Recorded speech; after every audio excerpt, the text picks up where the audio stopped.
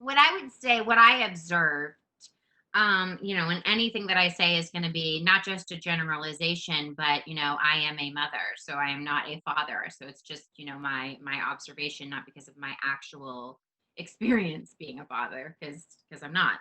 Um, but what I would say is that I think the world has gotten better at supporting fathers.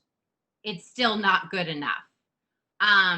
What I found with a lot of the dads that I interviewed, they were kind of one of two dads. They were either trying to replicate or improve, replicate what some version of what they experienced as a child, or they were trying to do the exact opposite of what they experienced as a child. And what I would say is that a lot of the dads that I interviewed, they would consider their fathers and their generation of fathers more traditional, more conservative, but absolutely committed, present, awesome fathers.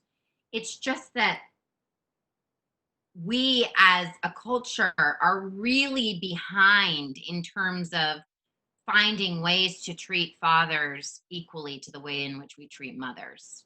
And so dads are showing up and trying their hardest and you know being amazing present fathers, and yet it's assumed that they're not. It's assumed that if they're taking their paternity leave that they don't have a work ethic.